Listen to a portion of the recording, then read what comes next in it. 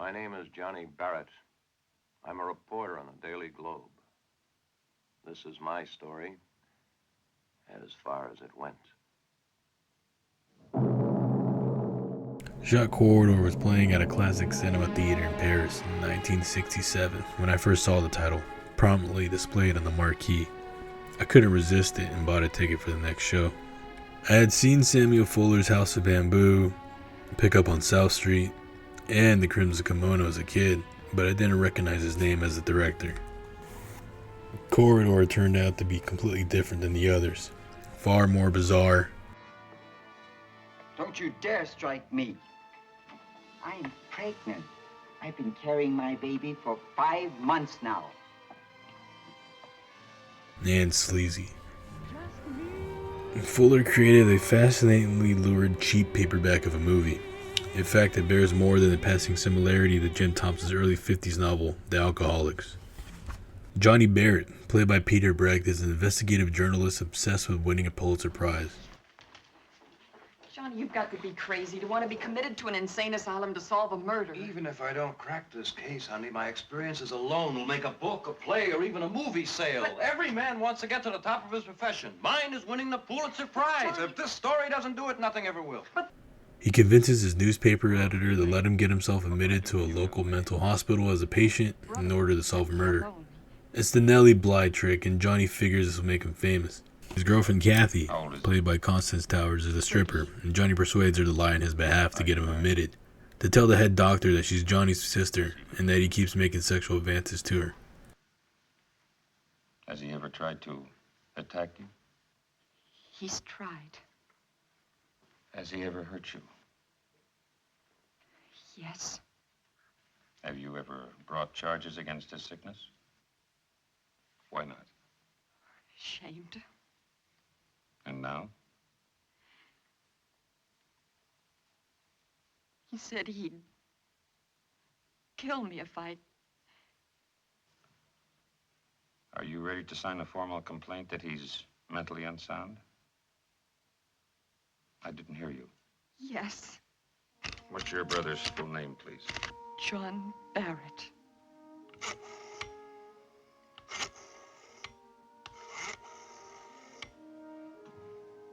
County General Hospital. A psycho unit, please. Dr. Mencken. Kane, 16th Precinct.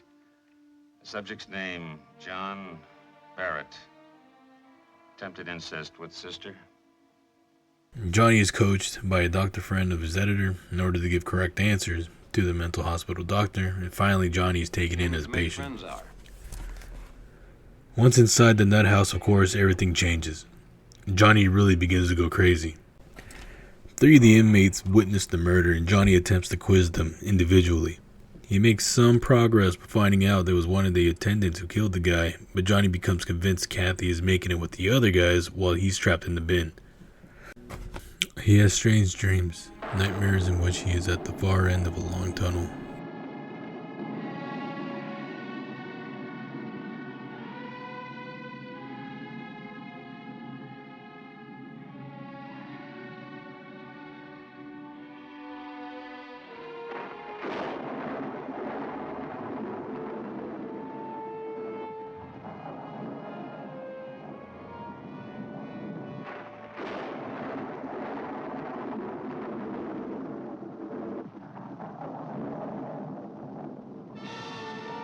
Visions of Kathy coming on to other All men. of them want me, Johnny.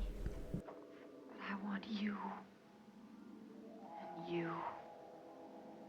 You want the Pulitzer Prize.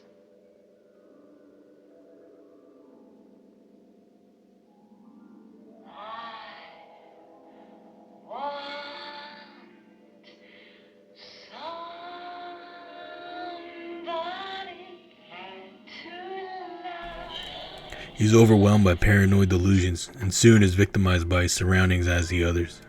He's awakened during the middle of the night by an obese patient nicknamed Pagliacci.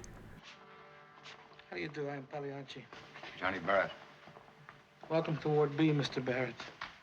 Who sits on Johnny's chest and sings arias, conducts operas only he can hear, and stuffs wads of gum into Johnny's mouth.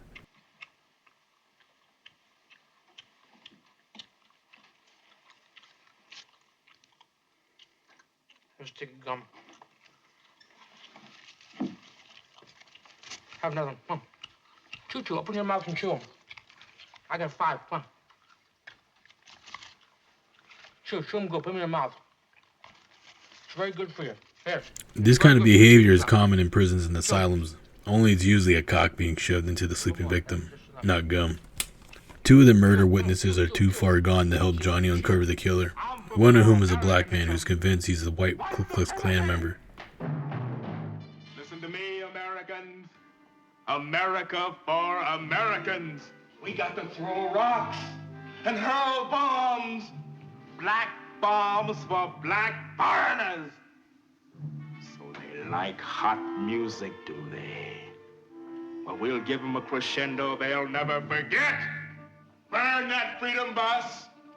Burn those freedom riders. Burn any man who serves them at a lunch counter. Burn every dirty nigger-loving pocketbook integrationist. Collect a lot of blackjacks and good long lengths of pipe.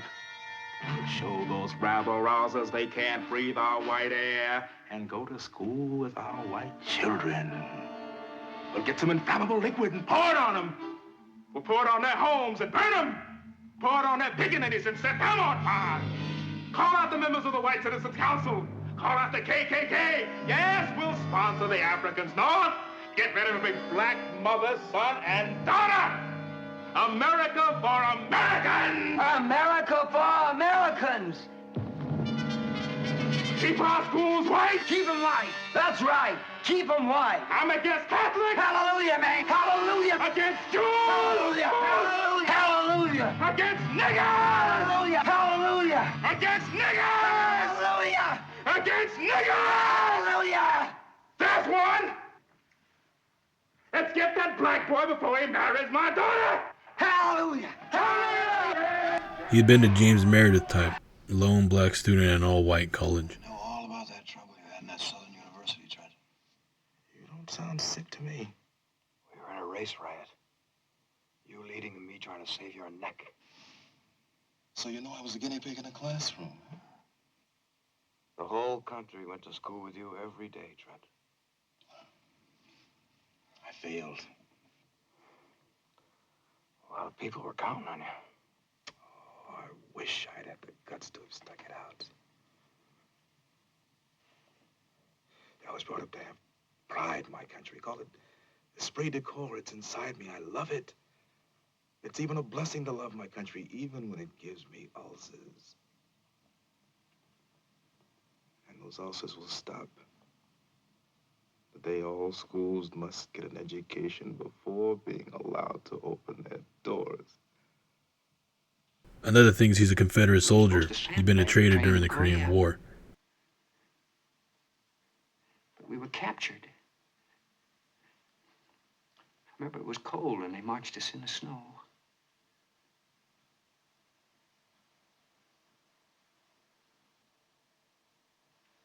Who are you?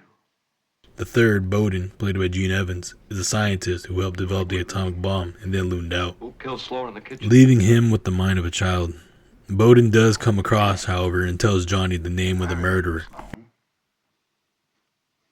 You know, for an insane man, he had morals. I was down in the kitchen with 2 friends, and we were under this table. Who killed him?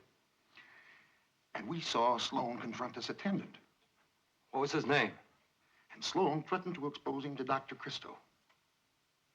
And do you know why? For taking sexual advantage of feeble-minded women in the ladies' ward. Who killed Sloan? Wilkes. Wilkes. I've broken the By story. this time, Johnny's completely bonkers. He's been attacked not only by Pagliacci, but by a gang of nymphomaniacs from the women's compound.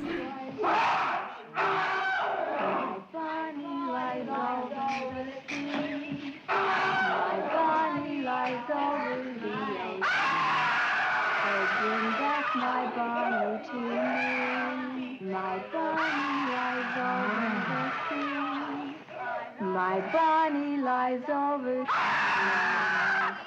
I love coffee. I love tea. I love boys love me. I love coffee. My Bonnie lies over and given shock treatments at Kathy's suggestion. Because he wanted my permission to give Johnny electric shock treatments. Have you lost your marbles? Johnny can't take that kind of punishment. He'll crack. They'll find out he's a fake. I hope they do. But it won't be me who'll expose him. He'll expose himself. Well, you should have refused the electric shock. After all, he knows the killer is an attendant, and he's bound to find out his identity from Bowden at the rate he's going. At the rate he's going, I don't know if he'll know his own identity. What are you talking about? He's beginning to think I'm really his sister.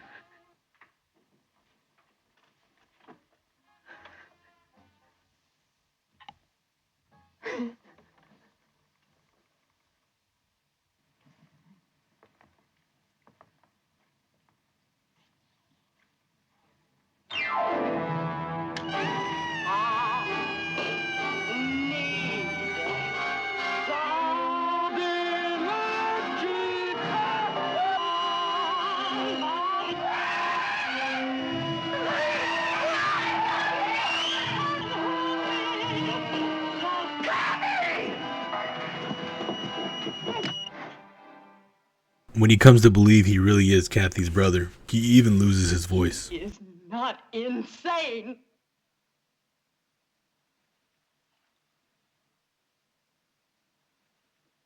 John, hold out your hand.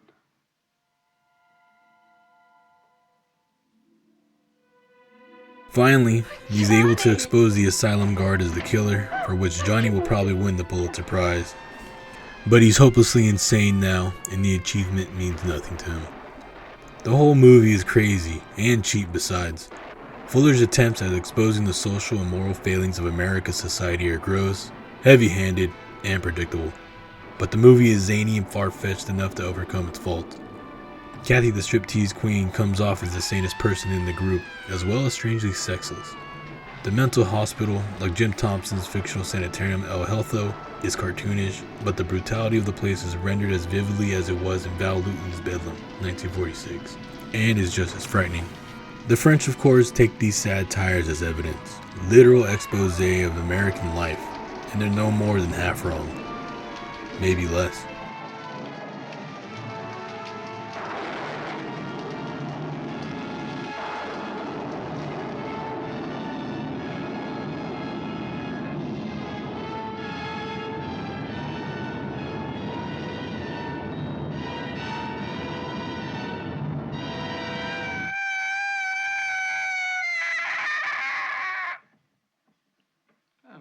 Such a sour note, John.